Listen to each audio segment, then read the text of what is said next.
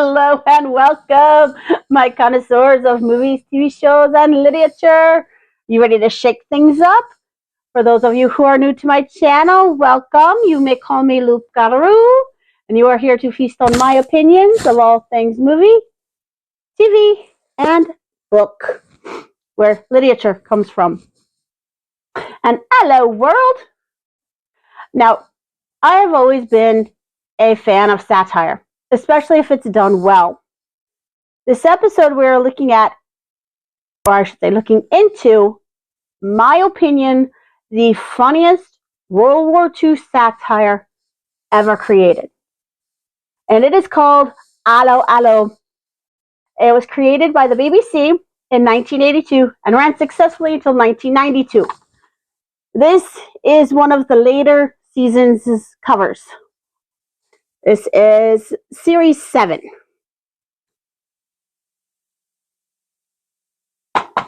And it is set in France during the German occupation, and you can actually see the cute little caricature of him, humble little cafe owner, René Artois.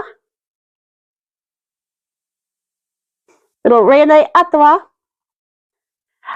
has to choose between being killed by the resistance for being a collaborator, being killed by the Germans for being part of the resistance, and being killed by his wife for being caught having an affair.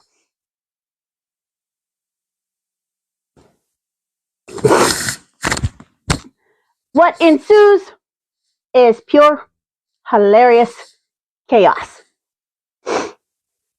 Now, René is played by Gordon Kay, and sadly, he passed away a while ago. I didn't check what year, it was a while back. And he gets looped into helping the resistance, helping the Germans, hiding down to British airmen, avoiding the Gestapo, dodging the affections of one tank commander, Lieutenant Gruber, while hiding his affairs with Yvette, Maria, and later on in the series, Mimi, from his wife Edith, Yvette, Maria, and Mimi. And to make matters more complicated, above his cafe is Edith's mother, Fanny. And she's always, Yvette, Edith, banging on the floor. And the resistance thought it would be hilarious to attach the radio so they could get secret messages from England to Fanny's bed. So whenever London calls with their Allo Nighthawk, this is London, her bed knobs at the end of her bed start flashing, which freaks her out. And she's like, oh, the flashing knobs again. Now, going back to his affairs, Yvette is his favorite. Hands down, Yvette is his favorite. He wants to run away with her. And if I remember correctly, that's exactly what they do in the last episode. Shh. You didn't hear that from me? Watch it for yourselves. Now, this show had its detractors throughout its long-running 10-year series. And they complained about how it was far more dangerous than they were portraying, far darker. I mean, they were bashing how much light they made of the whole resistance in France. And BBC's like, well, no crap, we're making this light and funny and blowing it out of proportion. It's a freaking satire. That's what we're supposed to do. You're supposed to laugh at how overly complicated these supposedly simple plans are. And how just with the change of an accent changes the language entirely. Which they do. It is so funny because All of them are English. But when you have them speaking British, it's the exaggerated, right-oh, we got this. And then, oh, what complicated lives these Englishmen live, for the French. And Helga, my favorite character in the Germans outside of Gruber, she is always, come in here! Because she's yelling. She's always yelling. Because she's the secretary of the base commander, the base colonel, Colonel von Strom. I know. And she also wants to date Herr Flick of the Gestapo, who, according to the show, is the godson or nephew of Heimlich Himmler.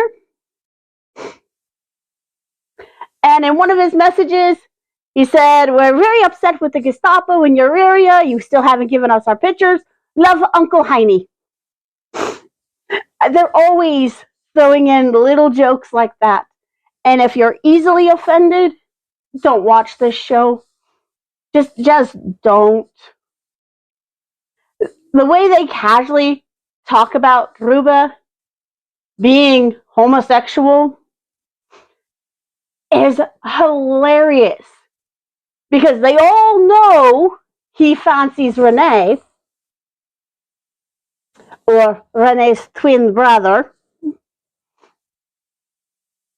but they don't talk about it. Really. Now, Colonel von Strom, Captain Hans Gerling, and Helga all know that Hubert Gruber, Lieutenant Gruber, fancies Renee or his twin brother. You have to watch it if you want to know why that's in parentheses.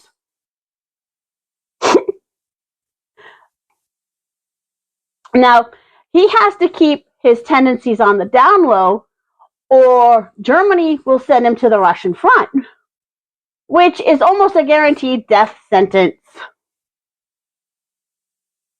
And they're always threatening Gruber, Goering, all of the soldiers with the Russian front. But they also casually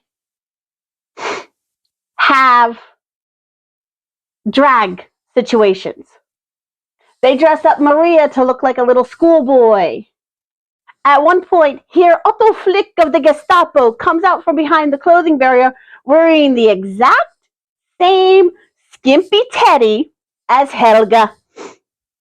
They dress up as nuns. They dress up as choir boys. The amount of cross-dressing they do in this show is absolutely hilarious, especially when it's paired with the line, why are you dressed like a woman of the opposite sex? Which, if you think too hard about it, is a whole nother meaning entirely. But one of the best things that I found so funny was Captain Hans Gering. He, instead of saying Heil Hitler, would always go Klop. In one of his interviews, he explained why he said it and what it was a condense of. But it was just so funny. They come in, Heil Hitler, Heil Hitler, Heil Klop. And nobody calls him on it. Nobody says, hey, you're speaking wrong. And later on, closer to the end of the series, they get a Captain Bertarelli from Italy. His favorite thing to say when he does something wrong is, what a mistake to make. And his response to the Heil Hitler is, Heil Mussolini.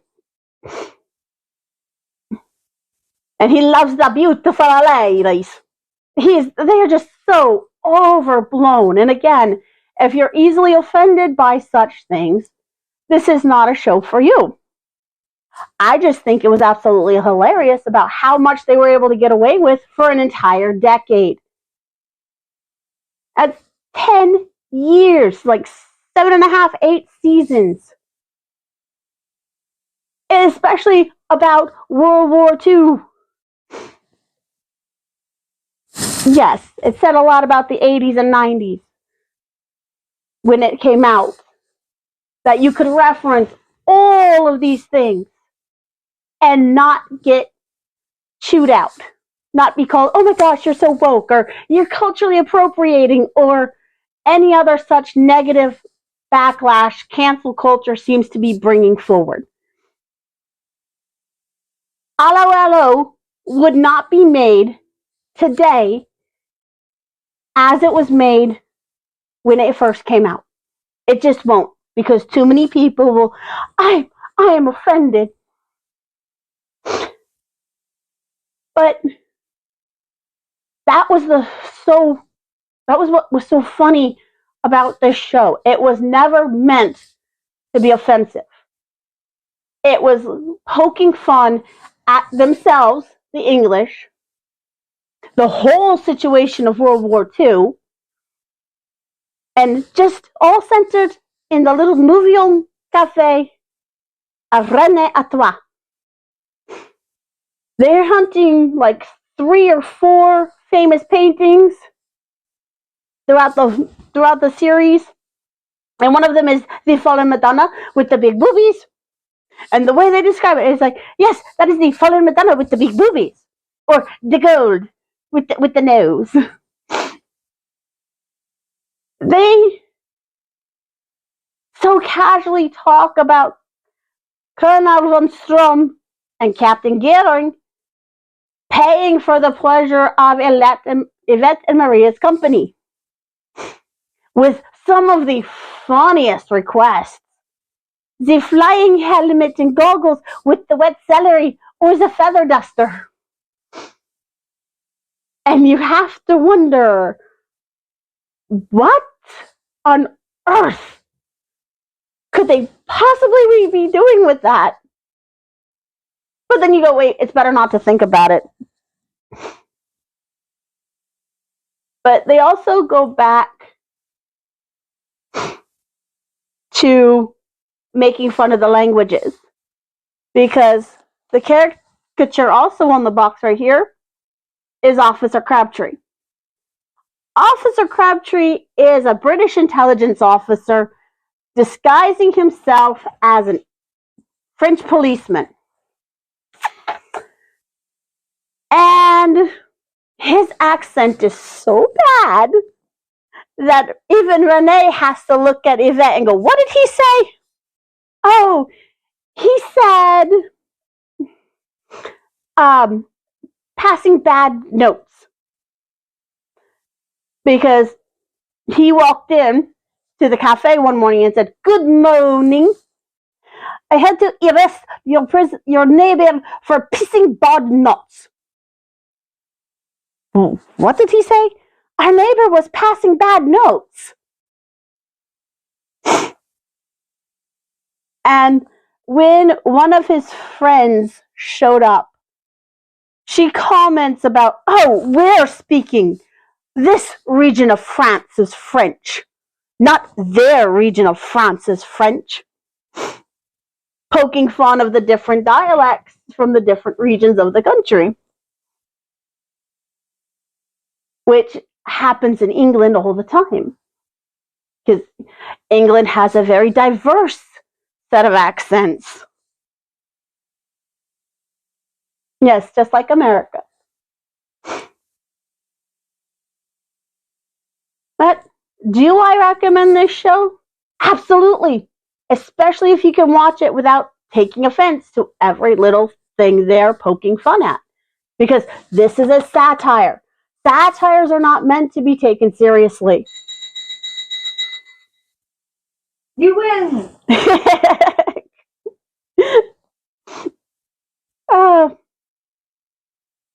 If you have watched it, let me know if you liked it or not. Will you see it to figure out what I'm talking about? Will you watch it just to figure out why it could be classed as so offensive? If that's the case, then yes, please watch it to figure out why people were not offended by the innuendos, the cross-dressing, but the overall scope of why are you poking fun at World War II? But it is literally, one of the best representations of what was allowed on television for an entire decade, from 1982 to 1992. Before people getting too heavy into, I'm offended, I want it canceled.